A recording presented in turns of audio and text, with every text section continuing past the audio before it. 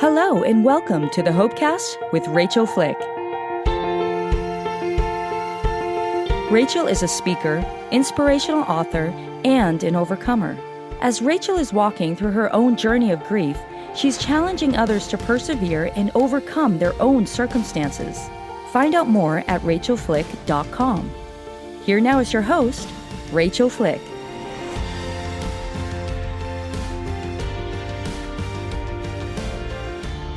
Hi friend, welcome to this week's episode of the Hopecast with Rachael Flick. I want you to know that I'm so glad you're here, and I'm excited for you to hear this interview with Jenita Pace.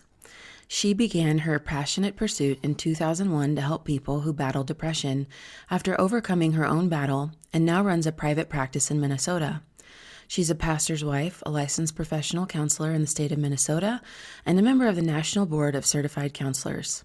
She's an adjunct professor at Northwestern and holds a bachelor's in biblical studies from Columbia International University and a master's in education and school counseling from Western Carolina University. Jenita and her husband Tim live with their two sons in Minnesota. Find her on Twitter at 3riverspace, on Instagram at Jenita Pace, and visit her website at 3riversmn.com. Jenita, welcome to the Hopecast. Thank you so much for having me. Absolutely. It is my pleasure. I am really eager to hear about what the Lord has done in your story and how He's used your education and your pursuits and processes to create a resource where you wrote a book, The Healing Names of Jesus, Find Freedom from Depression and Anxiety. Yes. This is just my passion, is to help people that are in the midst of depression or struggling with anxiety. So tell us what made you passionate about that. Obviously, you have your education around that, and sometimes we seek education to help us formulate our own growth process, and sometimes we do our education and then find it's really helpful for us, right? Like it's chicken and the egg sometimes. So what made you really want to reach out to and serve the population that experiences depression and anxiety? I had my own journey with depression and anxiety, and that's actually what started me on this journey. My education came later. And so back in 2001, I was a Bible college student, newly married. We were in ministry, and I felt like I had things pretty well figured out in my life. And then suddenly I was having trouble getting up in the morning. My appetite changed, trouble concentrating, and I began to really believe this dark lie that my family would be better without me and the world would be better without me. And in that darkness, I just started to pull away from people that I love. And the more I pulled away, the more isolated I was. And the more I felt like I was failing. I wasn't going to church anymore, and I was not doing well at my job. And so as I spiraled into that, I began to take that belief really to heart. And so I made a decision to end my life. And my plan was my husband would go to work Wednesday night to youth group, and I would leave a note, and I would die by suicide, and I just felt that would be better for him. And I know that sounds so bizarre, but when you're in that dark place, it makes sense to you. It's relatable for people who have suicidal thoughts, yeah. Yeah, and it's, people will say, oh, suicide's so selfish, but honestly, you really think you're helping your family. I told someone, it's like you fall into a well and you break both your arms on the way down and you can't get out, and you don't want to make your family come get you. And so you feel like you're just letting them live a free life. I mean, you really think that you're doing a good thing. And so that's a great analogy. Yeah, and ironically enough, my husband forgot something and came home. And it was such a broken moment for us. And he took me to a psychiatric hospital. I didn't want to go, but I got admitted against my will. And for anyone who's been admitted, it's such a disorienting experience. You feel so lost. And I was allowed to have my Bible, and I didn't know what to read. And I just stumbled on Psalm 121, where it talks about, we look to the hills, where does our help come from? It comes from God, and He doesn't sleep, and He watches over us. So I read that psalm morning, noon, and night, all the time. And I got out of the hospital, and I felt embarrassed. I felt ashamed.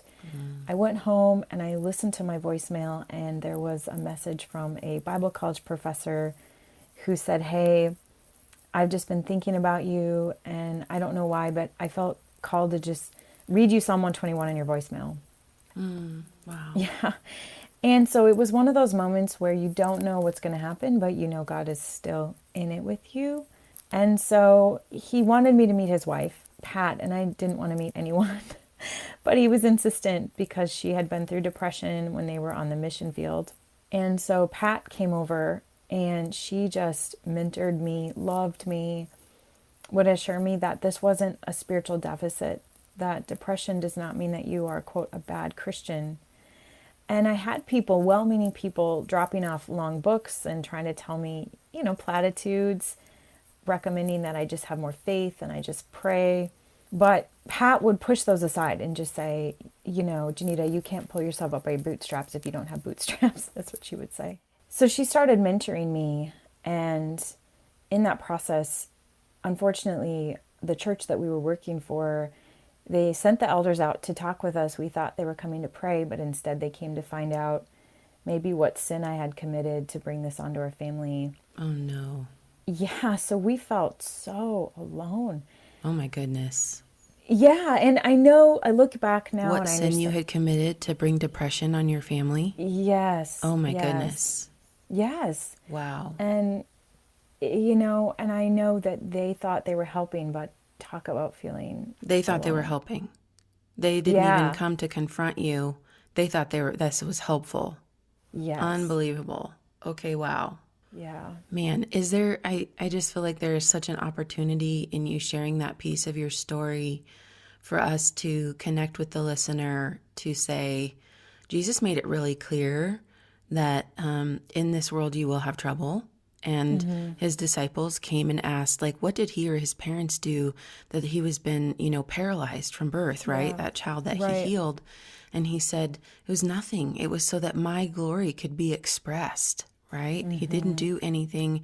His parents didn't do anything. And so sometimes the things that we experience in our life are connected to different choices that we've made. And sometimes crap happens. And we have, missing brain chemistry that we need to feel healthy. And I'm so sorry that happened to you. And I think, too, of my friend whose mom died of cancer, and her church told her that she was dying because she didn't have enough faith.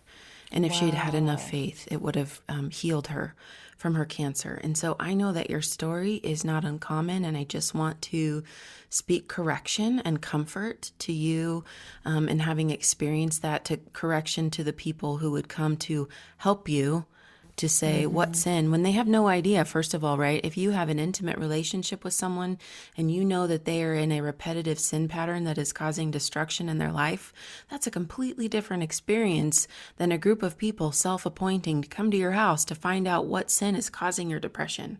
Those are radically different.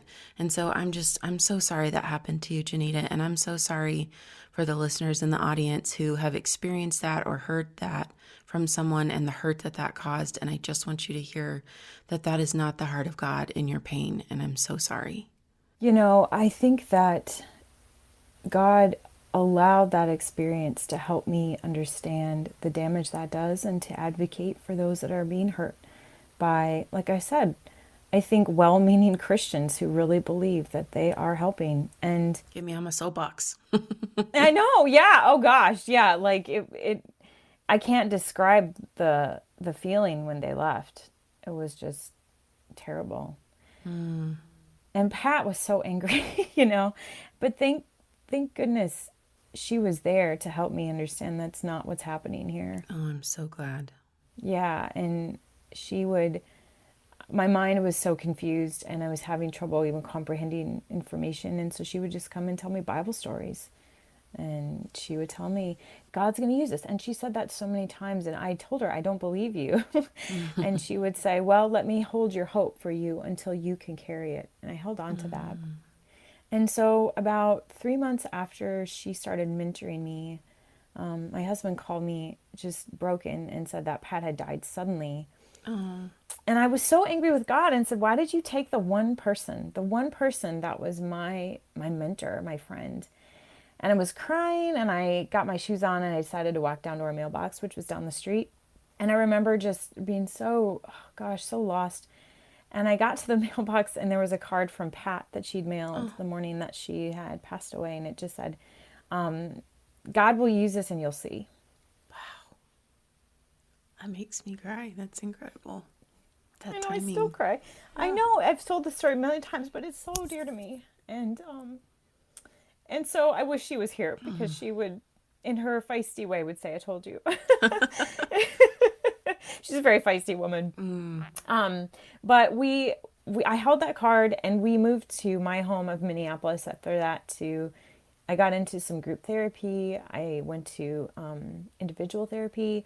And as I grew, I said to my therapist, oh my gosh, like as I see how this applies to the Bible, I think I want to be a therapist. And he was like, well, don't get ahead of yourself, but as I continued to grow in my understanding of depression and learn skills, and now as I've come through this, my heart and my passion is to go down into those wells and get people who are stuck. Such a beautiful analogy. And I love that now you are the one with the harness and the repelling gear, and that you see the value when they don't, of going down into the well and helping them and bringing them out. And I think that that's a really beautiful analogy in many ways too, because when we are in depression and anxiety, it feels like maybe there's a staircase that's invisible, that if we could just find it, we need to pull ourselves out. And you said, your arms broke on the way down. And that's another great analogy of like, we truly lack the capacity in many ways to pull ourselves out. And how powerful is it to acknowledge our dependence on God and our community, and to ask for help, and to really say, like, I don't have what it takes. And after my husband passed away, I reached a really dark place, and with suicidal thoughts, around 18 months, 20 months. And I had a mentor that came and said, I know of this place called Honey Lake in Greenville, Florida, and I wondered if you consider going. And it was the most beautiful, beautiful place. And it was inpatient, but it was like the setting of a classic Southern movie or something, with those big weeping willow trees and warm sunsets. And I needed all of it. I needed every single piece of that, but it was such a disorienting experience, and yet it was so beautiful and so needed. And I really needed to let people take care of me. I needed people to lift me when I couldn't lift myself. And so I just so admire your courage in your healing process, and leaning into the people who loved you and didn't want you to stay at the bottom of the well. I love talking to other people that have had those suicidal thoughts, because I think we understand each other so well. One of the stories I talk about in the book that really helped me conceptualize the importance of having people is the story, there's a New Testament story where Jesus is teaching in a house that's crowded, and there's a paralytic man outside on a mat, and he has 4 friends who are determined to get him before Jesus. And so they go to the roof, and they dig the roof out, and they lower him right before Jesus. And what a beautiful picture of the people that go down into the well and say, we're coming to get you. And the paralytic man had to be open to letting them do that, and allowing them to work really hard to help him. And so I know that it's hard for me sometimes to ask for help, because I still have struggles, but I keep that picture of these 4 friends who work really hard, but they love this man. And so one of my encouragements is to my clients is, let people help you. They want to help, and they want to get in the well. And so don't deprive them of the opportunity to do what they are likely called to do. It's so good. In part of your testimony in your bio, you mentioned that you guys were struggling in your marriage, which sounds completely relatable. Do you feel like sharing a little bit about how your depression and this long journey, and you mentioned in your bio an emotional affair, which also makes total sense, right? Getting your needs met somewhere. Will you tell us more about those pieces of your story? Yeah. So Tim was amazing in the process of getting our healing. Tim calls it a dance, and he's a great resource to talk about what it's like as the caregiver, but how you have to work together to navigate depression. Both people have to work really hard. And so I got stronger and we came out of it. But Tim has a rare brain disorder and he started having some really intense symptoms. And through that process, we grew apart. And I developed feelings for someone at my job. And I think back now about how broken we were at that point in our marriage. Tim had made some bad choices. I made bad choices. And in those times, it's easy for depression to also ramp up and a lot of the shame and the guilt. But walking through those experiences together as a couple and coming before Jesus and having to come to him as I call it the doctor, telling him I'm really struggling, I'm sick. And so many times in the Christian faith, I think we are taught that you shouldn't be weak. But in the times that I've made the worst decisions of my life is when I go to Jesus as a doctor and he can do the most healing that I've ever experienced. So I've come to see my bad choices as actually opportunities for him to do major surgery on my heart. And he's so willing to do it, whether or not it's because of something bad that's happened to me or something bad that I chose to do. Isn't that amazing? Like he doesn't, we go to the doctor, they don't say, well, if you did it yourself, we're not helping you. Like you're going to have to live with this because you made a bad choice. Say that. Yeah. Yeah. You made a bad decision. You went bungee jumping, you broke your leg. And we only help people who are really victims. But how amazing that Jesus is like, I don't care whether you got hurt because you got injured by someone else or because you made a choice and now you're injured. I'm going to work with you and heal you regardless. And so I learned a lot about accepting that from him. And so Tim and I worked on our marriage and we've gotten back to a much stronger place. But it was definitely a humbling journey along the way. And so were you a pastor's wife through this whole time, through this whole journey? Were you guys in ministry this whole time? We left ministry after that experience with the elders at that church. I think we felt wounded and felt we needed some time to get ourselves sorted out. So we worked in the finance industry for a number of years. And then Tim started feeling called back to ministry. It's interesting how life takes these journeys that you don't expect. And Tim got laid off and we had to move to North Carolina. And it was then that he decided to go back and get a seminary degree and get back into the ministry. So it was great to have that time to heal and to recover and then now to be able to be back in it. Okay. Yeah, because there's such an expectation of having it together when you're in ministry and that you don't suffer and struggle and fight with your kids or your spouse like everybody else because, you guys are all shiny and polished up. What does that feel like? And now you're back in ministry, sharing your story. And how does that affect you as a pastor's wife who is caring for and supporting and serving? Like, do you feel like you have to have it together now, or do you feel like you have grace for what you experienced, that what people really need of you is a more transparent version?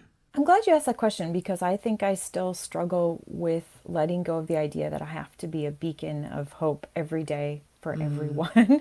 And the picture that helps me navigate that is when Jesus was in the garden and he was openly scared and asked his Father to help him. And he's in so much anguish, he's sweating blood. If I had a client whose panic attacks involved sweating blood, I mean, that's the most intense panic I can think of. But the idea that if Jesus is quote unquote weak and he's God, then of course I'm going to be on my knees some days begging for help. And that's okay, And so if God had told me he was coming as a human to earth to live and to die, I honestly wouldn't have assumed that he would ever be afraid. But for him to show that it's okay to be anxious, it's okay to be afraid, that's a human emotion, that's acceptable. It's okay to be weak in front of other people. And so I try to keep that in my mind, that if Jesus had those moments and he needed help, then of course I do. But letting people in to see those is a constant battle that I have to keep working through. Yeah. So you had your mentor, Pat, and what did she teach you then about how to choose safe people into those spaces? Because not everybody deserves the nitty gritty raw places of us, and they shouldn't get them because they will use them against us, or, they will think differently of us. And so we choose a safe community to come around us. How can the listener kind of have some pointers on who are you looking for that is worthy of your trust to share the hard things in your story with, or if you're suffering with depression and anxiety and you need to ask for help? Well, and one of the things I talk about, my book, I wrote this book as the book that I wish I would have had 20 years ago. That's kind of how I laid it out. And so I have a whole section on how to go about choosing people that you can trust and what those people look like. And some of the top things that I tell my clients and I tell people that I meet that are struggling is that it's so important to have people that listen well. So important to have people who are determined to be present, that don't give advice, don't give platitudes, don't give guilt trips. And I warn people that you're going to have those moments when you wish you wouldn't have shared with someone, and you have to tell yourself, I have to move on and I have to find someone else. And so you're always taking the risk when you share that the person in front of you might turn out not to be a safe person. And that can be really difficult. But it's so important to have the community around you, like I said, for people willing to put you in front of Jesus. And so I tell my clients, and I tell myself, it's important to constantly build a team, that's available. And that's why, again, I go back to Jesus, how he has the Father and the Spirit. And so God himself is never without community. And they help each other to complete their mission, which was to adopt us. So again, if God can't do this without community, then I can't do this without community. That's so good. Jenita, that's so good. I would love to continue this, and I want to hear more about your book and the healing names of Jesus, Find Freedom from Depression and Anxiety. Jenita, where can people find your book? So my book is available on Amazon. It's also available through Barnes & Noble and Christian book distributors. If people go to my website, they can find the book, and there's also a free downloadable group guide. So one of my passions is for people to go through this book in community, in safe community. I think that's important. So that's awesome. So it could be a Bible or a book study for a group. That's amazing. Yeah, because I think that's one of my passions. And each day is not long. It's a name of Jesus and how it applies to getting out of depression and anxiety. And to clarify for listeners too, that I still struggle. Like, this isn't over for me. But I think, again, the more I struggle, the more I'm in Jesus, his doctor's office, needing his help. And so I think it's, in a strange way, I don't think I would be who I am without depression. Okay, well, let's pick that up, because that is a very powerful statement. Jenita, what is your website? It's 3riversmn.com, all spelled out. And MN is like the shortened of Minnesota. 3 Rivers MN. Got it? Yep, that's correct. And you are on Twitter and Instagram. And is there any other place where people can connect with you or send you questions? I'm sure people, when they hear you speak, are always asking if you're taking clients, if you're available for questions or intensives, or do you do anything like that? Yeah, so on my website, there's a place where people can submit questions and reach out. And then I'm also on Facebook under my name in 3 Rivers. And so people can also submit questions there. So absolutely. Wonderful. Okay, well, this has been a really beautiful story and a vulnerable telling of something that's so relatable with depression and anxiety. And I'm really looking forward to picking this up with you next week. Friends, would you rate, review, and subscribe to the Hopecast to help continue to push forward the message of hope and share with the people in your life who need to hear these healing stories? Everybody, this has been the Hopecast with Rachael Flick. You've been listening to the Hopecast with Rachael Flick. To find out more, go to rachaelflick.com. While you are there, you can book Rachael for your next speaking engagement. Her inspiring message will be sure to engage and touch the heart of your audience at your next conference, church event, or business function. Go to rachaelflick.com to book her today. While you're online, you can discover more information about all of the platforms that this podcast is on. If you listen to the show on Apple Podcasts, we would appreciate it if you would subscribe and leave us a review. To follow Rachael on social media, simply click on the social media icons at the top of the page and you will be directed to those sites. Well, that's all the time we have for this episode. Thanks for joining us, and we will see you next time for another edition of the Hopecast with Rachael Flick.